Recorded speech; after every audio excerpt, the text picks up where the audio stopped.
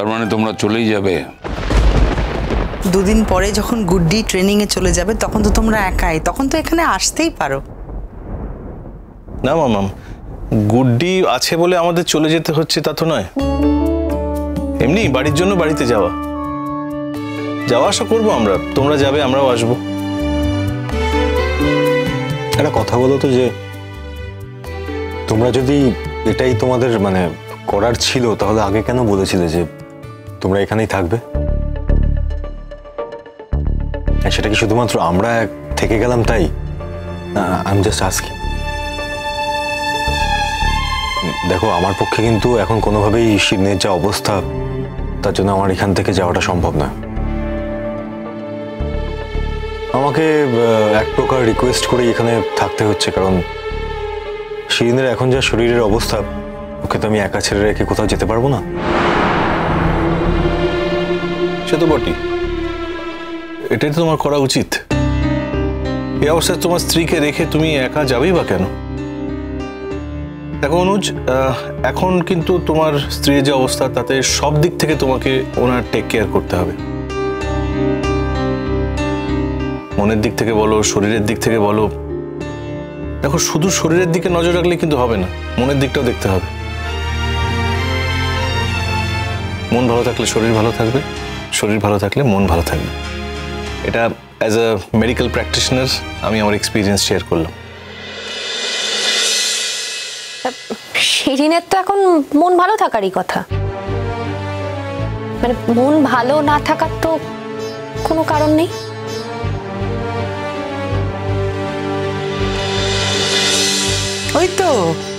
ওই তো শিরিন এসছে।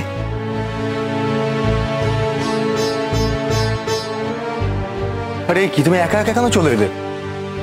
আরে এসো, আরে এই সময় মাথা টাথা যখন তখন ঘুরে যেতে পারে, এই সময় তুমি একা একা একদম আসবে না। যদি একটা মাথা ঘুরে যায় কি কেলেঙ্কারি হবে বলো তো? একা কেন এলে তুমি? তাই নাকি রে? তা কবে থেকে মাথা ঘুরছে তোমার? দেখ, এই সময় তো এরকম হয় না।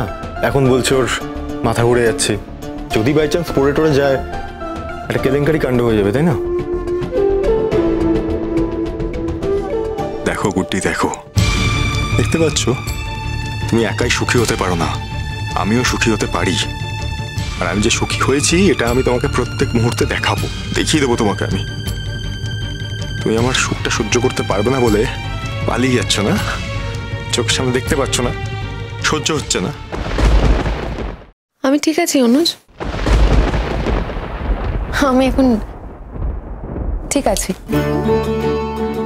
আরে কি, আরে লজ্জা পাওয়ার তো কিছু নেই, তুমি তো অসুস্থ এখন। আশ্চর্য, লজ্জার কি আছে? যেই সামনে থাকবে সেই তো ধরবে। এসো এসো, এখানে বসো বসো। এই মিঠি,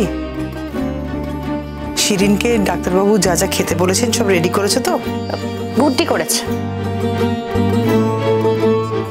তুই দুদিন হলো এই বাড়িতে নতুন বউ হয়ে ঢুকেছিস, তোর এত তাড়াতাড়ি রান্নাঘরে ঢোকার কি দরকার পড়লো? দরকার বোধটা যার যার নিজের শিরিন দিদি।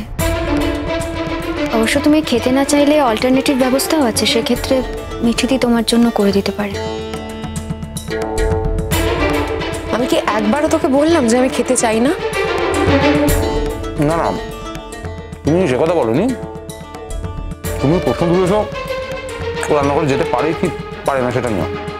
আসলে বুদ্ধি তো প্রথমবার এবারই বউ হয়ে আসেনি, ইনফ্যাক্ট তোমার আগে থেকে এবারই বউ হয়ে এসছে। এই যে দাদা ভাই, তুমি বারবার যে এই রেফারেন্সটা দাও, এতে কি গুটির ভালো হচ্ছে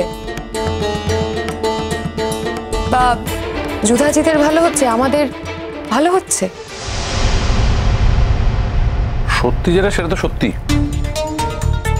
তোমার ভালো লাগা না লাগার উপর সেটা নির্ভর করবে না, সেটা সত্যিই থাকবে। তুমি বললে গুড্ডি এবারই নতুন বউ, কিন্তু সেটা সত্যি নয়। তাই আমি বললাম যে ও এবারই বউ আগেও হয়েছে, তোমার আগেই হয়েছে ইনফ্যাক্ট।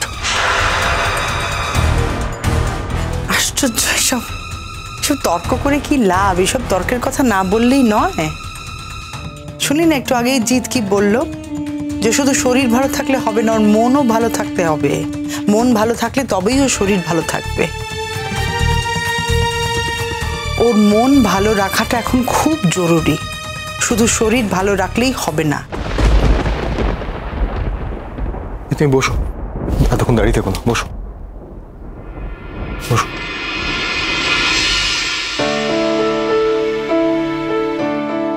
এখন কি ঠিক লাগছে শরীরটা একটু? আসলে তুমি ঘুমাচ্ছিলে, সারা রাত ঘুম হয়নি, আমি আর সেই জন্য তোমাকে ডাকলাম না। এত রাত জেগো না এখন বাবা, এত রাত জাগলে খাবার হজম হবে না, বরং রাত কি আর কেউ ইচ্ছে করে জাগে মাম্মাম? রাত জাগার প্রয়োজন পড়েছিল তাই জেগেছিলাম। কেন, শরীর খারাপ করছিল নাকি? হ্যাঁ শিরিন, সে কি কথা? শরীর টরীর খারাপ করলে তো আমরা তো বাড়িতে ছিলাম, আমাদের ডাকতে পারতে। না, শরীর খারাপ করছিল না। আসলে উনি রাত পাহারায় ছিলেন, তাই ঘুমোতে পারছিলেন না। পাহারায় ছিল মানে? একটু খুলে বলো না। বাড়িতে চোর থাকলে পাহারার প্রয়োজন হয়। আমি তো জানতামই যে এই বাড়িতে চোর আছে। ও চোর নয়, ডাকাত, সেই জন্য পাহারা দিচ্ছিলাম। তাহলে ডাকাতের সঙ্গে লড়াই করার ক্ষমতা আপনার আছে বলছেন?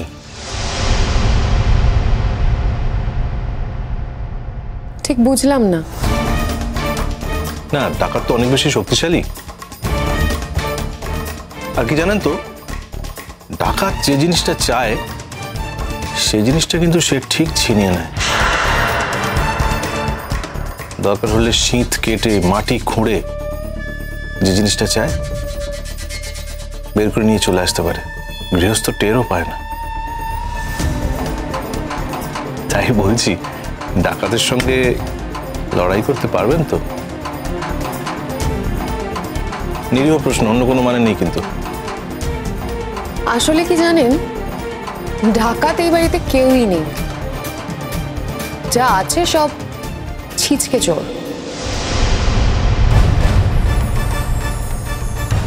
আর ডাকাতি করা কি এত সোজা নাকি?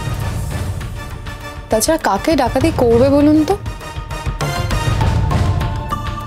আর যাকে ডাকাতি করার কথা ভাবছে, ডাকাতি করার আগে একবার ভেবে দেখতে হবে যে অন্য কেউ অনেক আগেই কি তাকে ডাকাতি করে ফেলেছে। আমার কিন্তু মনে হয় সেটা এখন ভেবে দেখার সময় চলে এসেছে।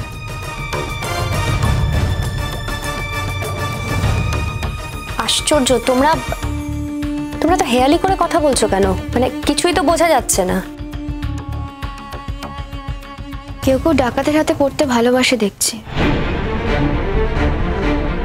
তাদের নিজস্ব কোনো প্রতিরোধ ক্ষমতাই নেই।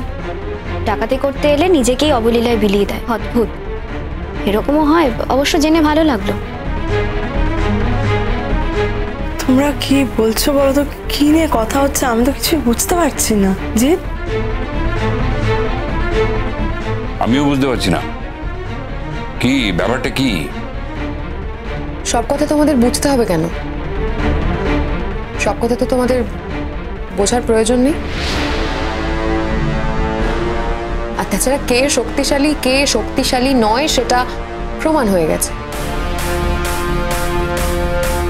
যদি কেউ শক্তিশালী না হতো তাহলে খুব সহজেই তাকে ঘোল খাইয়ে দেওয়া যেত। আর যদি সেটা হতো তাহলে আজকে যেটা হয়েছে সেটা হতো না।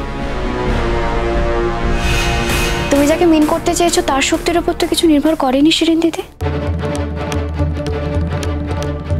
নির্ভর করেছে সেরকম একজন বাচ্চার উপর যে এখনো পৃথিবীতে আসেনি। ওই বাচ্চাটি একজন উড়ন্ত মানুষকে একদম ঠিক করে দিয়েছে, মাটিতে দাঁড় করিয়ে দিয়েছে তাকে। আমি তো বলবো তোমার তার কাছে কৃতজ্ঞ থাকার কথা, যদিও তোমাদেরই সন্তান। সন্তানের সঙ্গে তো বাবা মায়ের কৃতজ্ঞতার সম্পর্ক হয় না, কোনো প্রশ্নই ওঠে না। তবু বলছি, ও পৃথিবীতে না এসে যে কাজটা করেছে তার জন্য ওকে আমি স্যালিউট করছি। ও যে শুধু তোমাদের একার উপকার করেছে তা তো নয়, ও আমাকেও বাঁচিয়ে দিয়েছে। আমি অন্তত মুক্তি পেয়ে গেছি।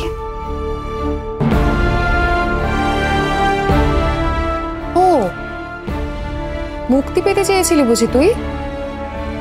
যদি তাই চেয়ে থাকিস তাহলে কাল মাঝরাতে বারান্দায় গিয়ে দাঁড়িয়েছিলি কেন?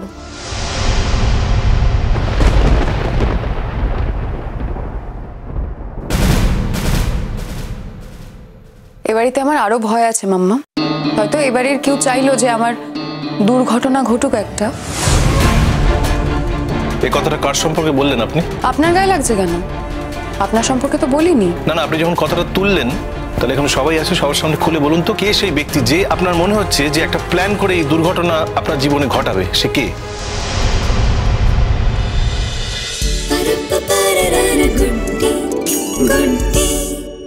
স্টার জলসার প্রিয় শো দেখার জন্য সাবস্ক্রাইব করুন আমাদের ইউটিউব চ্যানেলে এবং আপডেটেড থাকার জন্য প্রেস করুন বেল আইকন।